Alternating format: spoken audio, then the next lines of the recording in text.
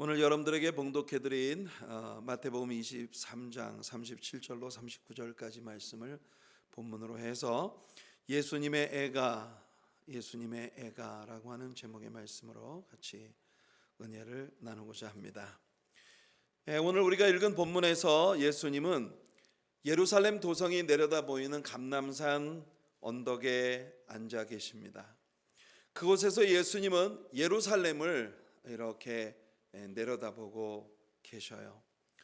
성지 순례를 다녀온 분들의 말을 빌리면 그 예수님이 앉아 계시던 감람산 언덕으로부터 예루살렘이라는 도성을 이렇게 내려다볼 때 정말 그 보이는 전경이 숨이 멎을 듯한 아름다움을 가지고 있는 그런 전경이라고 합니다. 그렇게 외부에서 바라볼 때 그 감람산 언덕에서 이렇게 내려다볼 때 이 도시는 정말 아무 일도 없는 듯 아름답고 조용하고 경건한 종교적 예식이 흐르고 있었던 도시입니다. 그 도시의 중심에는 커다란 성전이 자리 잡고 있었고요. 그렇게 상당히 종교적인 활동들로 분주하게 사람들이 오고 가는, 그러나 아주 깊은 경건주의의 그런 거룩한 외양을 가지고 있는 예루살렘 성읍. 하지만 예수님은 감람산 언덕에서 그토록 아름다운 하나님의 축복의 외관을 가진 그 도시를 내려다보며 그렇게 조용한 듯 보이는, 아무 일도 없는 것처럼 보이는 그 도시의 내부에서 무슨 일이 벌어지고 있는지를 예수님은 정말 완전하게 다 알고 계신 거죠. 왜냐하면 바로 그 전날 예수님은 그 도시 안에 계셨기 때문입니다. 그래서 예수님은 그 도시를 내려다보며 울고 계신 거예요. 눈물 속에서 예수님은 오늘 우리가 읽은 본문의 말씀을 말씀하신 것입니다. 글쎄요, 오늘 이 말씀을 나누며 혹시 이 말씀이 오늘 한 사람의 신앙인으로 오늘을 살아가고 있는 우리들의 모습에 대해 보여주는 말씀은 아닌가, 이런 생각을 해보게 되었습니다. 외적으로 보기엔 근사한 성전도 있고 종교적인 예식도 있습니다. 매 주마다 예배를 드리고 또 우리들의 종교를 그럴듯하게 만들어주는 종교 전문가들, 헌신된 리더십들, 수많은 군중들이 언제나 경건의 모양을 가지고 예배를 드리러 분주하게 오고 가고 있는 그 예루살렘 도시 같은 그런 외관을 우리가 가지고 있지만, 매 주일마다 교회 나와 예배드리고 또 돌아가고 자동차에 성경 찬송이 항상 실려 있는 것으로 보아 누구든지 외적으로 풍겨나는 모습 속에서 나를 크리스천이라고 사람들의 시선은 나를 바라보고 있는데, 혹시 오늘 우리들의 중심에 무엇이 있는지, 우리들의 마음속에 무엇이 오고 가는지를 보시는 예수님은 울고 계신 것이 아닐까. 아직도 죽지 않은 자아가 가져다주는 말할 수 없는 고통에 스스로 상처를 받고 울고 있는 우리들의 자아, 예루살렘을 내려다보시는 예수님의 눈물이 혹시 오늘 우리를 향한 것은 아닌가, 함께 생각해보는 오늘 아침이 되기를 소원합니다. 바로 그 전날에 그 도시 안에서 예수님과 종교 지도자들 사이에 치열한 논쟁이 있었던 것을 우리는 성경에서 읽습니다. 헤로디안들과 사두개인들 그리고 바리새인들, 돌아가며 이 그룹들이 예수님을 공경에 빠뜨리려고 계획된 질문들을 예수님께 던지면서, 흥미로운 사실은 서로가 그야말로 견원지간이었던, 만나기만 하면 으르렁거리고 서로 싸우지 못해 안달인 이 세 개의 그룹들이, 이 계파들이 예수님을 핍박하는 일에는 아주 찰떡같이 뭉쳐 하나가 되어 합력해서 예수님을 공격하고 있다는 것이 참으로 흥미로운 일이 아닐 수 없습니다. 자, 먼저 헤로디안들, 즉 헤롯 당이 정치적인 이슈를 가지고 예수님께 도전해 옵니다. 이 헤롯 당파들은 로마의 황제가 유다의 구원을 가져올 것이라고 믿었던 자들이에요. 그러니까 유대인의 메시아가 따로 없고 로마의 황제가 곧 유대인들의 메시아다. 그러므로 유대인들은 로마의 황제와 로마의 정부에 순종해야 한다. 이런 로마 정부에 야합하는 정치 집단이 바로 이 헤로디안 혹은 헤롯 당이었습니다. 그들은 예수님께 가이사에게 세금을 바치는 것이 가하냐 하는 가이사에게 바치는 세금의 이슈를 가지고 예수님께 도전을 해옵니다. 그토록 원수지간처럼 지내던 바리새인들이 자기의 제자들을 헤롯 당에게 보내어 그들로 하여금 예수님께 이 문제로 도전을 하도록 배후에서 조정을 하고 있다는 것이 상당히 흥미로운 부분입니다. 바리새인들은 평소에 헤롯 당원들을 사람 취급도 안 했어요. 바리새인들은 극단적인 국수주의자들이고 오늘식으로 말하면 바리새인들은 유대 극우파 우익주의자들이었습니다. 그들은 당연히 유대인의 메시아가 와서 구약의 모든 예언의 말씀을 성취시켜 주시고 그 하나님이 선택하신 탁월한 유대 나라를 하나님이 모든 세계의 열방들 위해 세우실 것이라는 걸 기다리고 믿고 있었던 극단적인 국수주의자들이었습니다. 그러니까 예수님께 이 헤롯 당원들을 이용해서 가이사에게 세금을 바치는 것이 가하냐는 질문을, 정치적인 질문을 가져오게 한 것입니다. 예수님은 동전을 하나 갖고 오라 하셨어요. 그리고 이 동전에 누구의 그림이 있느냐? 당연히 로마 정부가 만든 동전이니 로마 정부에 관련된 그림, 특별히 그 시대에는 시저의 형상이 새겨져 있는 그런 그림이 그 동전에 있었던 것입니다. 예수님은 이 로마의 화폐는 가이사의 것이다 라고 규정을 지으셨어요. 그러므로 가이사의 것은 가이사에게 바치고 하나님의 것은 하나님께 드려라, 이렇게 말씀을 하신 것입니다. 사실 당시의 이스라엘 백성들은 로마 정부의 압제를 받고 있긴 했지만 로마 정부가 만든 길로 다니고 로마 군대의 보호를 받고 있었으며 로마 정부의 정책적 도움을 받고 있었던 실정이에요. 그러니까 당연히 정부가 운영되기 위해 바쳐야 하는 세금은 바치는 것이 마땅하다는 것이 예수님의 생각이었습니다. 그러면서 동시에 예수님은 헤롯 땅을 배후에서 조정하고 있었던 바리새인들이 마땅히 하나님께 돌아가야 할 모든 영광을 하나님께 돌려드리지 않고 하나님의 영광을 중도에서 가로채는 그들의 영적인 교만과 비리를 들추어내고 계신 것입니다. 이들은 예수님이 세금을 내야 한다고 하시면 그는 유대주의자가 아니기 때문에 메시아일 자격이 없다고 결론을 내렸을 것이고, 만일 세금을 내지 않아도 된다고 말씀하시면 로마 황제를 거역한 죄를 지었으니 그 황제를 거역한 정치적 죄를 씌워 예수님을 죽일 수 있을 것이라고 생각하고 있었던 것입니다. 하지만 예수님의 이 한마디 말씀에 그들 자신의 부조리까지 다 들추어내지게 된 것입니다. 자, 헤롯 당이 물러나자 이번에는 사두개인들이 예수님께 옵니다. 그들은 교리적인 문제를 가지고 예수님께 도전했어요. 바로 부활에 관한 교리였습니다.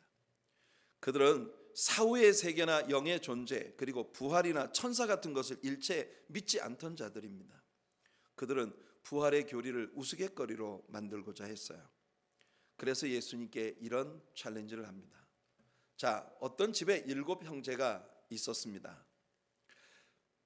맏아들이 한 여자와 결혼을 했어요. 그런데 그 큰아들이 아이를 낳지 못하고 죽었습니다. 그러면 계대 결혼의 풍습을 쫓아 차자가 그 형수에게 장가를 가서 그 가정의 대를 이을 아이를 낳는 것이 의무입니다. 그래서 둘째 아들에게 이 형수가 다시 시집을 갔고, 그런데 둘째 아들도 불행히 아이를 낳지 못하고 죽었어요. 셋째, 넷째, 그래서 7째까지 이 형수와 결혼을 했는데 모두 아이를 낳지 못하고 죽었습니다. 이들은 주님께 억지를 부리고 있는 겁니다. 7번 한 가정에 있는 이 7 형제에게 시집을 가는 여자, 이런 일이 어찌 가능할 수 있겠습니까? 주님께 억지를 부리고 있는 거죠. 사두개인들은 이 질문을 통해 예수님께도 그의 부활의 교리에 대하여 도전할 뿐 아니라 바리새인들의 교리도 역시 부활을 인정하고 있기 때문에 사후의 세계와 영적인 세계, 사후의 심판에 대해 인정하고 있는 바리새인들의 교리에도 도전을 하려고 하는 것입니다. 하지만 예수님은 일거에 그들을 우스갯거리로 만들어 버리셨어요. 너희가 무식하다. 이것이 예수님의 대답이었습니다. 너희가 이런 질문을 할 수 있는 건 무식하기 때문이다. 무식하기 때문에 이런 소리를 하는 것이라고 예수님 말씀하시는 거예요. 예수님은 그들의 두 가지 무지를 지적하셨습니다. 첫째는 말씀에 대한 무지이고 둘째는 하나님의 능력에 대한 무지입니다. 쉽게 말해서 이들은 하나님을 전혀 알지 못하는 자들이었다는 겁니다. 하나님을 알지도 못하는 자들이 하나님을 대변하는 지도자의 자리에 있다는 것이 얼마나 비극적이고 비참하고 불쌍한 일인가. 예수님이 그걸 드러내고 계신 거예요. 우선 사두개인들은 자신들이 부활의 사실을 믿지 않기 때문에 성경이 가지고 있는 부활 사상에 대해 무지합니다. 부활이 본질적으로 무엇을 의미하는지 그들은 모르고 있었다는 거예요. 여러분들은 부활에 대해서 아십니까? 정말 부활이라고 하는 것이 무엇을 의미하는지 여러분들은 알고 믿고 계시나요? 부활이라고 하는 것을 많은 사람들이 생각할 때 현세보다 좀 더 나은 스테이지의 삶이 영원히 연장되어지는 것, 많은 사람들이 부활이라고 하는 건 아마 그런 것일 것이라고 생각합니다. 이 세상에서 가지고자 해도 갖지 못했던 것, 우리 마음속에 있는 욕심, 소원들, 이루지 못했던 모든 것들을 다 얻고 다 누리고 이 세상에서 행복하지 않았던 사람들이 세상에서 얻고자 하던 그런 종류의 행복을 영원히 누리면서 살 수 있는 것, 그러니까 지금 스테이지의 삶보다 확실히 조금 더 나은 질의 삶이 영원히 계속되는 것 정도로 많은 사람들이 부활이라고 하는 걸 이해하고 있다는 겁니다. 만일 그렇다면 이거 큰일입니다. 여러분, 2주 전 수요일 저녁 예배가 시작될 때 우리 이권재 전도사님이 월십을 인도하기 위해 예배를 오프닝할 때 이런 코멘트를 했어요. 오늘 여러분들은 하나님을 찬양하고 예배하러 성전에 나오셨는데 오늘 하나님을 찬양하고 예배하며 하나님 앞 임재 가운데 나간다는 얼마나 큰 기대감을 가지고 오셨나요? 앞으로 우리가 영생에 들어가게 되면 영원히 이걸 해야 되는데 이 예배가 여러분에게 정말 행복한 시간이기를 바랍니다. 제가 이권재 전도사님의 그 멘트를 들으면서 성도님들의 마음이 얼마나 복잡할까 이런 생각을 해보게 되었어요. 왜 그러냐 하면 여러분들 예배가 지금 예배하고 있는 이 시간 여러분 행복하신가요? 물론 아멘이라고 답하셔야 됩니다. 최소한 예의죠 그게. 여러분 크리스찬이고 매일 예배를 드리는 사람인데 오늘 예배가 행복해야 되지 않겠어요? 근데 그 오늘 예배를 하는 그 행복이 여러분들에게 어느 정도의 밸류를 가지고 있는 것인지를 한번 솔직하게 우리 한번 얘기해 봅시다. 오늘은 2부 예배가 끝나고 난 다음 재직회가 있어요. 보통 사람들이 생각합니다. 야 오늘 재직회가 있으면 목사님이 양심껏 예배를 설교를 조금 일찍 끝내주겠지. 목사님 설교가 평상시보다 한 10분만 늘어져도 사람들이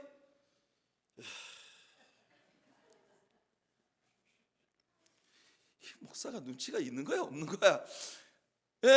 굉장히 여러분 우리가 하나님께 드리는 예배가 정말 행복한 것이라면 정말 말이에요. 여러분들이 이곳을 떠나고 싶지 않아야 되잖아. 예배가 끝나면 내가 예배를 1시간 반이나 인도했는데도 여러분이 목사님 조금만 더 하면 안 돼요? 뭐 이래야 이게 진짜 행복한 거 아니겠어요? 이권재 전사님이 그 오프닝 코멘트에서 얘기한 것처럼 여러분 천국 가고 싶으십니까? 이제 좀 복잡하죠 이제 마음이. 왜냐하면 성경이 우리들에게 얘기해주는 천국에서의 우리들의 생은 뭔지 아세요? 영원히 예배하는 거예요. 성경이 우리들에게 보여주는 천국의 광경들이 몇 군데 나오는데 그 천국의 광경들이 천편일률 입을 모아서 그들은 영원 무궁토록 하나님의 보좌 앞에 각 나라와 족속과 백성과 방언 가운데 구원받은 무리들이 영원히 하나님을 찬양하더라. 영원히 하나님을 예배하더라. 여러분들은 있잖아요, 천국 가면 영원히 지금 하고 있는 이 예배만 하실 거란 말이에요.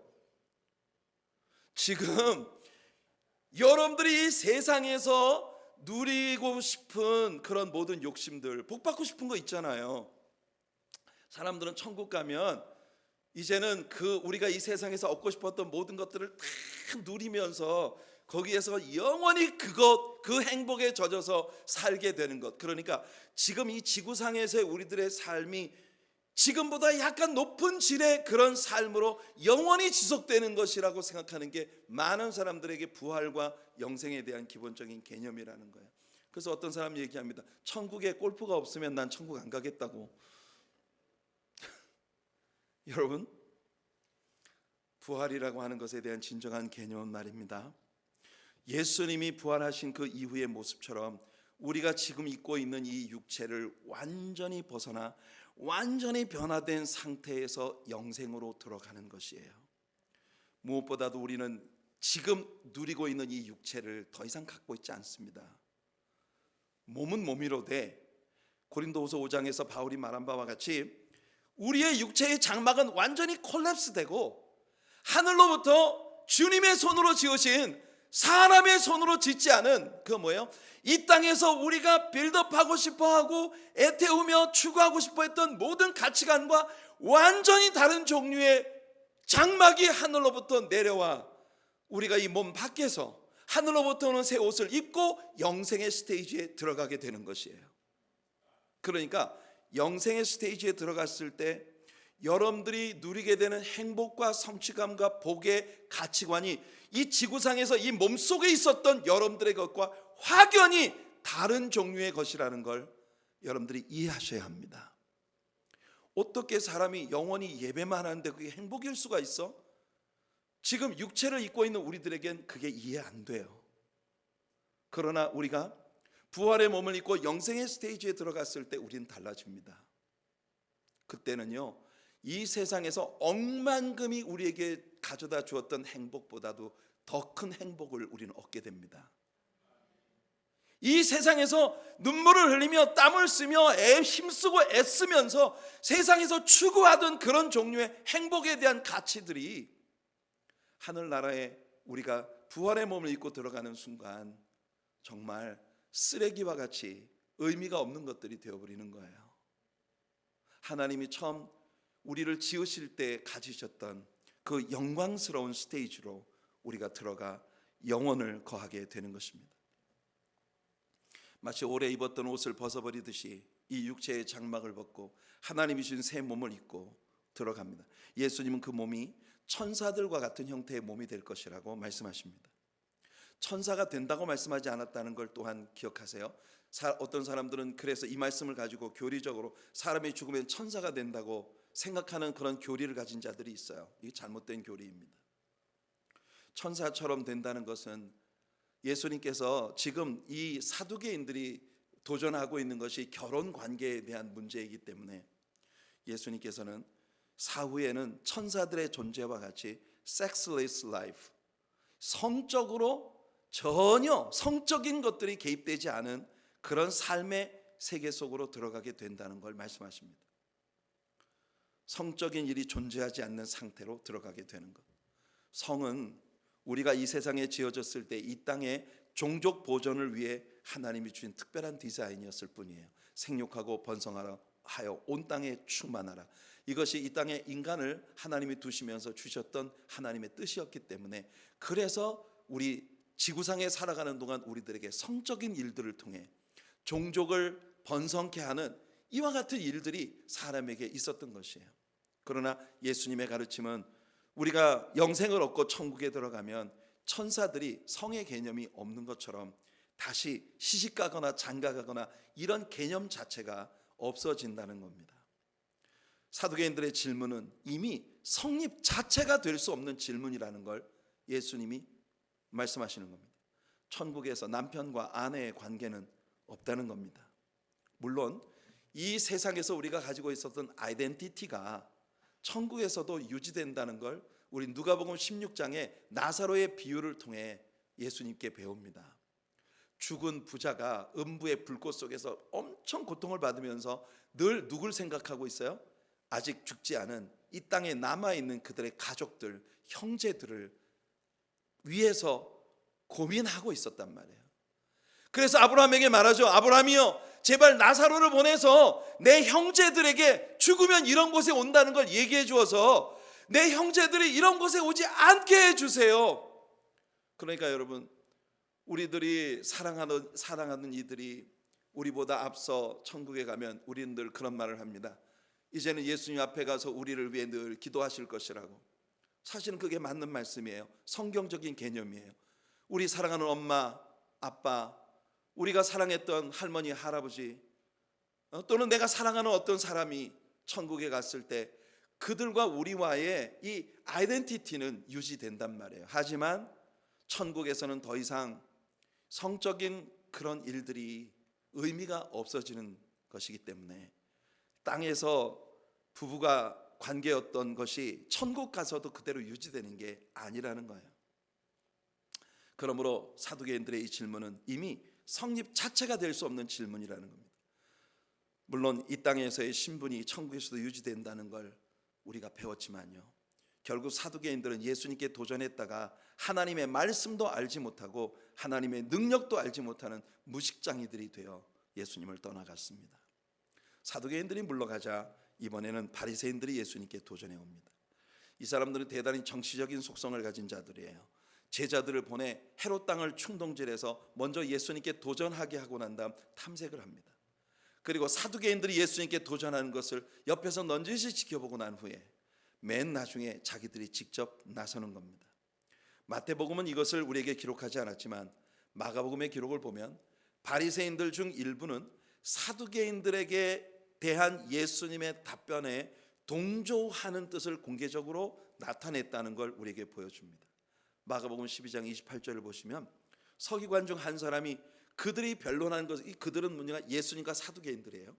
변론하는 것을 듣고 예수께서 잘 대답하신 줄을 알고 나와 묻되, 그러니까 이 사람의 질문에 앞서서 사두개인들에 대한 예수님의 답변에 아이고 정말 잘 대답하셨습니다 라고 하면서 그의 이야기를 갖고 왔다는 겁니다.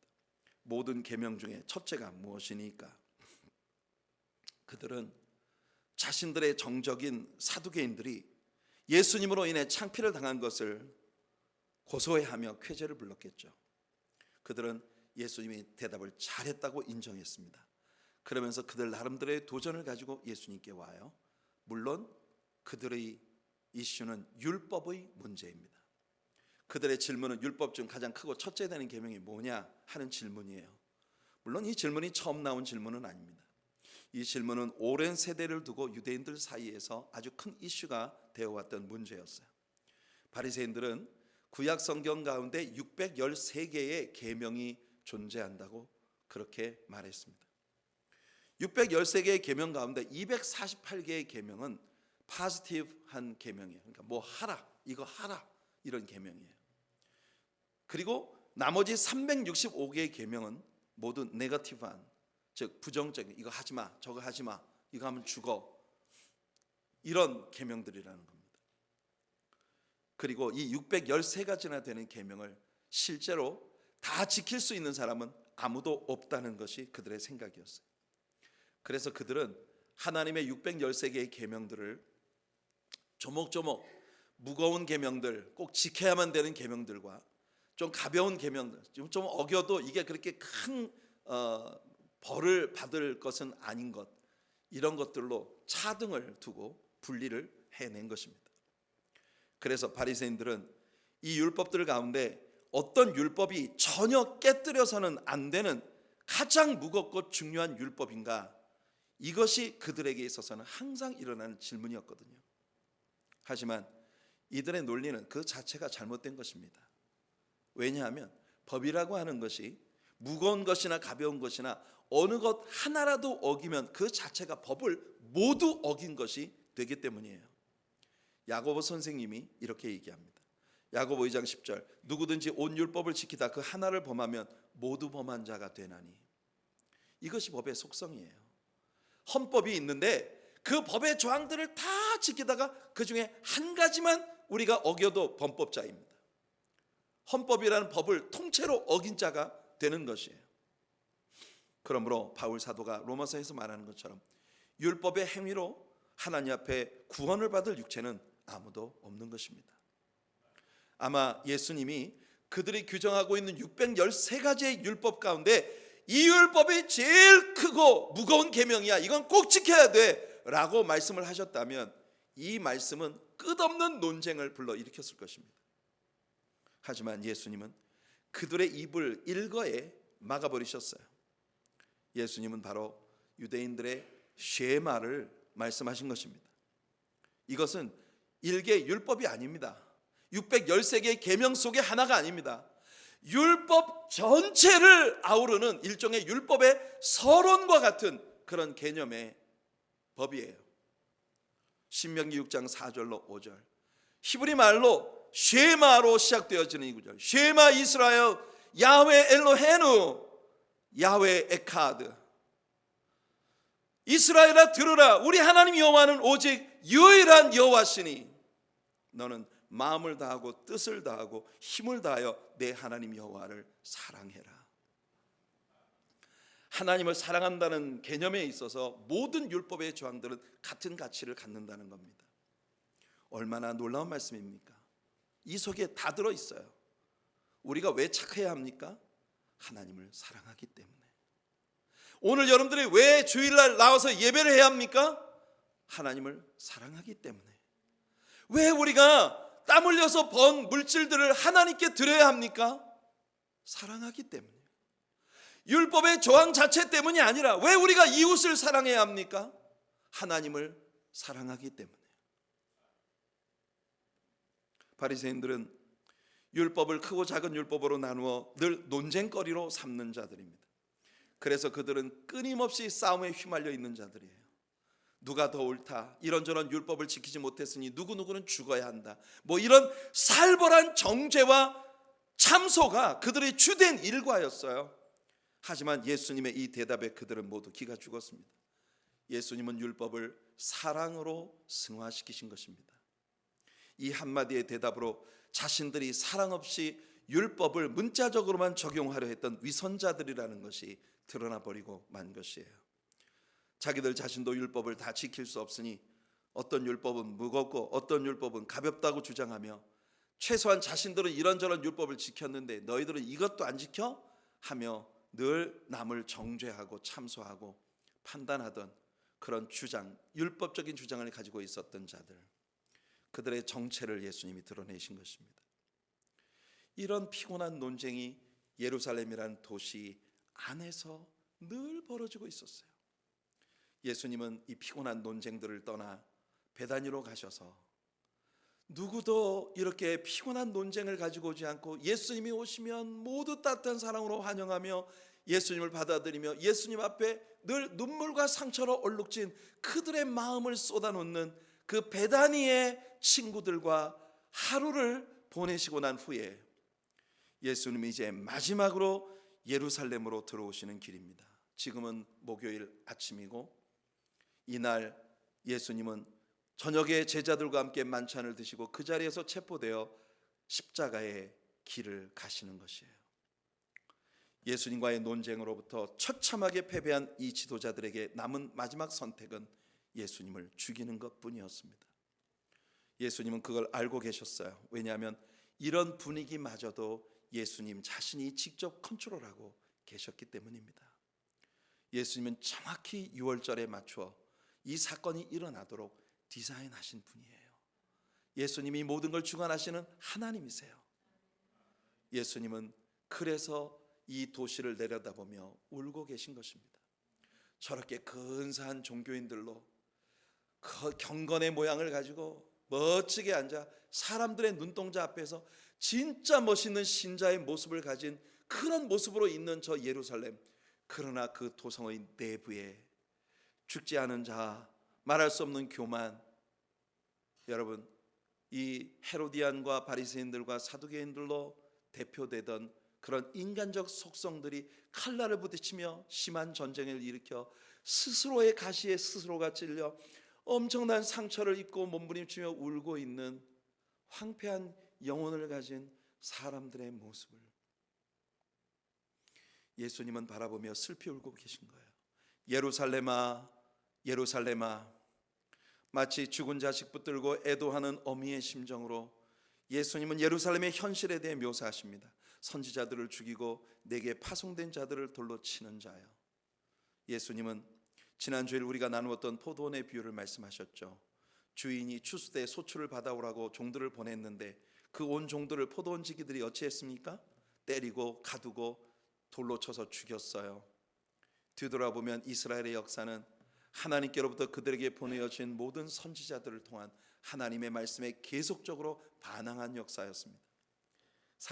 예레미야 11장 7절과 8절을 보시면 내가 너희 조상들을 애굽 땅에서 인도하여 낸 날로부터 오늘까지 간절히 경계하며 끊임없이 경계하기를 너희는 내 목소리를 순종하라 하였으나 그들이 순종하지 아니하며 귀를 기울이지도 아니하고 각각 그 악한 마음에 완악한 대로 행하였으므로 내가 그들에게 행하라 명령하였어도 그들이 행하지 아니한 이 언약의 모든 규정대로 그들에게 이루게 하였느니라.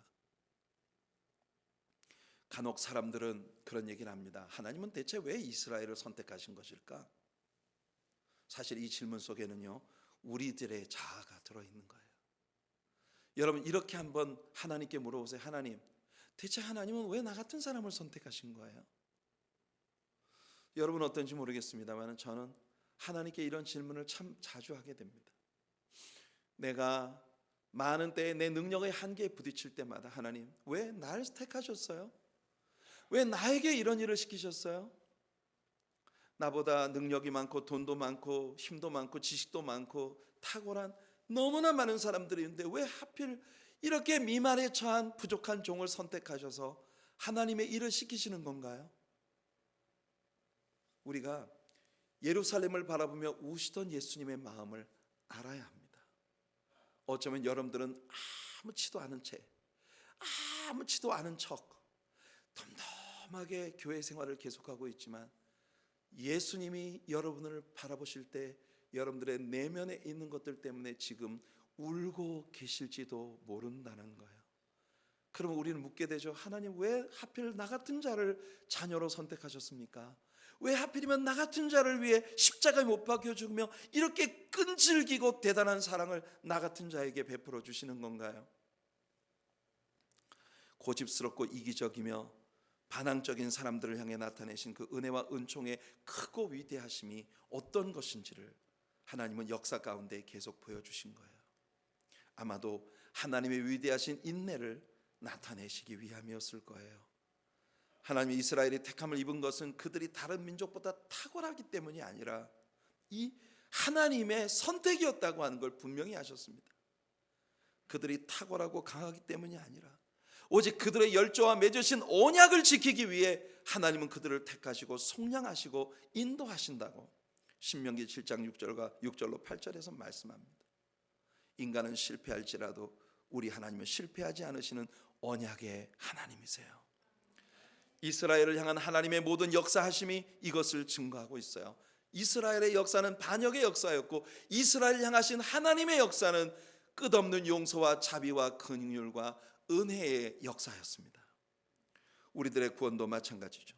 우리가 하나님의 은총을 입을 자로 선택된 건 하나님의 일방적인 사랑과 그리스도와 하나님 사이의 언약 때문이었습니다. 그것이 우리의 신앙이에요. 그래서 하나님께서 이스라엘 백성들 속에 행하고자 하셨던 건 언제나 선한 것들 뿐이었습니다. 암탉이 그 날개 아래 병아리를 모으려 함같이 그 자녀들을 모으시는 우리 주님, 암탉이 그 병아리들을 날개 아래 모으는 모습을 보신 적이 있나요? 어미닭이 날개를 벌리고 있으면 작은 병아리들이 빽빽빽빽 하면서 엄마 품속으로 달려가죠. 그 엄마가 큰 날개로 얘들을 푹 덮어놓으면 밖에서 보이지도 않습니다. 거기에서 이 작은 병아리들은 보호를 받고 어미의 체온의 따스함을 느끼며 안전히 편안히 거하게 되는 거예요. 오늘 예수님은 여러분을 그렇게 품어주시기를 원하시고 계십니다. 주께서는 이스라엘을 보호해 주시며 위로해 주시고 그들을 따뜻하게 해주셨어요. 이것은 주께서 원하셨던 친밀함과 은밀한 교제를 말씀하는 겁니다. 예레미야 29장 11절에 우리가 너무나 잘 알고 있는 말씀이 선포되고 있죠. 여호와의 말씀이니라 너희를 향한 나의 생각은 내가 하나니 평안이요 재앙이 아니라 너희에게 미래와 희망을 주려 하는 것이라. 미래와 희망을 주려 한다는 것이 unexpected end, 기대해도 좋을 만한 결국을 내가 너를 위해 마련하고 있다는 뜻이라는 걸 우리 배웠지 않습니까? 하나님 여러분을 사랑하십니다. 여러분의 삶의 최고의 것을 주고 싶어 하십니다. 그래서 이사야는 자기를 지은 자와 다투는 자는 화가 있다고 말하고 있는 거예요. 만일 여러분이 하나님과 다투신다면 그건 정말 어리석은 일이에요. 하나님과 다툰다는 건 여러분 자신에게 다가올 축복과 싸우는 일이거든요. 왜냐하면 하나님의 뜻이야말로 여러분의 삶에 일어날 수 있는 최고의 아름다움과 복이기 때문입니다. 그래서 시편 기자들은 오늘 아침 우리가 찬양하며 불렀던 그 노래를 부른 거예요. 오라 우리가 굽혀 경배하며 우리를 지으신 여호와 앞에 무릎을 꿇자. 여호와가 우리 하나님이신 줄 너희는 알지어다. 그는 우리를 지으시니요 우리는 그의 것이니 그의 백성이요 그의 기르시는 양이로다. 여호와를 즐거이 불러 우리 주님 앞에 찬양하며 나아가자고 오늘 아침 우리가 찬양했던 것처럼 성도 여러분, 예수님은 지금도 두 팔을 벌리고 십자가 위에 못 박히신 그 뜨거운 사랑으로 여러분들을 안아주시려 팔을 벌리고 계신 것입니다. 하나님의 뜻에 대해 이스라엘은 대대로 반항했어요. 예수님 뭐라고 하십니까? 암탉이 병아리들을 날개 아래 모려한 같이 우리 주님이 그들을 수없이 품으려 하셨다는 겁니다. 그러나 너희가 원치 아니하였도다. 최고의 비극이에요. 여러분이 원하지 않는다면 이 일은 일어나지 않습니다. 그러나 만일 여러분이 원하신다면 오늘 이 시간 예수님의 큰 사랑의 품이 여러분들을 따뜻하게 품어주시는 사랑을 느낄 수 있을 거란 말이에요. 35절과 46절 마태복음 23장을 보시면 그러므로 의인 아벨의 피로부터 성전과 제단 사이에서 너희가 죽인 바라기아의 아들 사가랴의 피까지 땅 위에서 흘린 의로운 피가 다 너희에게로 돌아가리라. 내가 진실로 너희에게 이르노니 이것이 다 이 세대에 돌아가리라.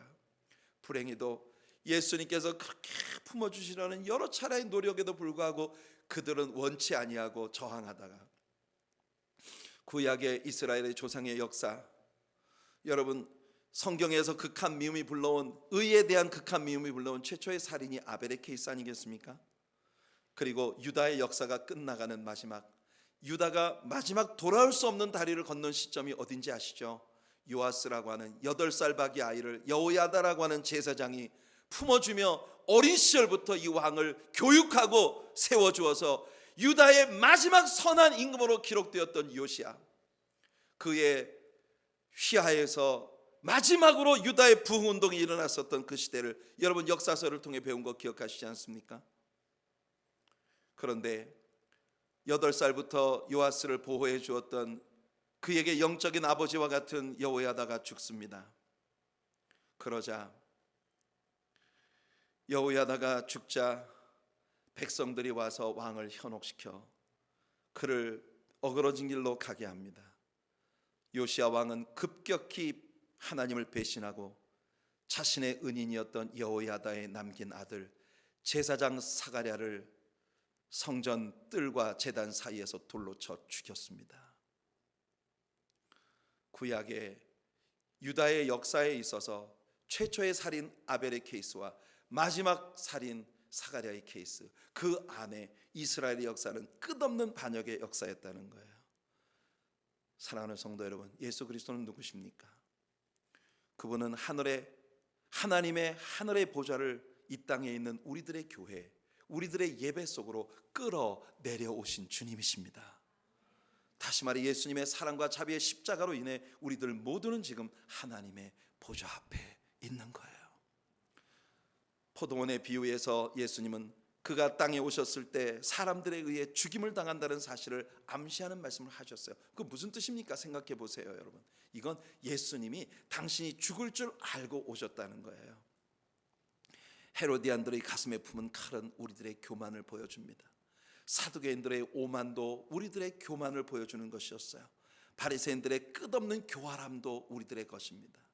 우리는 아닌 척하고 안 그런 척하고 시침 뚝 떼며 아주 좋은 기독교인처럼 그렇게 삶을 살아가고 있지만 우리들의 내면에 숨은 교만과 오만과 교활함, 이런 모든 것들이 얼마나 치열하게 칼 부딪히는 소리, 창 부딪히는 소리, 무시무시한 싸움의 소리를 내고 있는 그런 참으로 말로 표현할 수 없는 아픔을 가슴에 안고 살아가는 우리들의 눈물을 예수님은 아신단 말입니다. 성전에는 오지만 하나님께 무덤덤하고 신앙의 외양은 갖고 있으나 하나님으로 말미암은 감동을 정말 절절히 느껴본 것이 언제인지 기억조차도 가물가물한, 그리고 항상 내가 은혜가 식은 것이, 내가 믿음 생활을 제대로 못하는 것이 누구 때문이라고 언제나 주변에 있는 사람을 향해 화살을 날릴 준비가 되어 있는 그런 우리들, 그런 우리를 주님은 암탉이 병아리를 그 품에 품는 것처럼 안아주시고 계시다는 겁니다. 예수님이 우리들의 뾰족뾰족한 것들 때문에 사정없이 찔리고 피 흘리시겠지만 그래도 주님은 우리를 안아주시고 계십니다. 석진아, 이리 와봐. 나 너한테 하고 싶은 말이 있어. 왜 내 앞에 무릎 꿇고 정말 나에게 귀 기울이지 않는 거니? 왜 너 하고 싶은 대로 네 맘대로 살아가는 거니? 하나님은 우리들에게 그렇게 묻고 계신 것입니다. 오늘 여러분들의 이름을 예루살렘아 예루살렘아 부르시는 예수님의 이 부르심 앞에 넣어보십시오. 예수님이 여러분에게 지금 말씀하시고 계십니다. 석진아, 석진아, 너는 왜 내게로 오지 않는 거야? 나 너한테 할 말이 있어. 나 너한테 줄 게 있다니까. 오늘 여러분들을 예배의 자리로 부르신 예수님이 여러분에게 그렇게 말씀하시며 울고 계십니다. 오늘 예수님의 애통함의 눈물이 주님을 예배하는 여러분들의 모든 순간이 자비와 사랑의 순간이에요. 지금 우리들 모두에게 필요한 태도는 우리가 주님만이 절실히 필요한 존재라는 걸 고백하며 예수님 품 안으로 병아리들처럼 뛰어드는 것이 아니겠습니까? 여러분 가운데 지금 주님을 부르지 않고는 견딜 수 없는 절망적인 아픔들이 찾아와 있는 분들이 계신가요? 여러분들을 그 날개 아래 품으시려는 우리 예수님의 사랑, 오늘 여러분들을 예배의 자리에 부르신 것, 여러분들의 삶에 다가온 답답하고 어려운 일들은 다 여러분을 부르시는 주님의 음성이 아니라고 어떻게 장담할 수 있겠습니까? 여러분들이 울고 있는 이유가 여러분들에게 좋은 것을 주려고, 여러분들을 품어주려고 부르고 계신 예수님의 부르심이 아닐까요? 성도 여러분, 주님의 품 안으로 달려갑시다. 주님의 품 안에 보호함을 받는 은혜의 사람들이 되도록 합시다. 주님을 찬양합니다.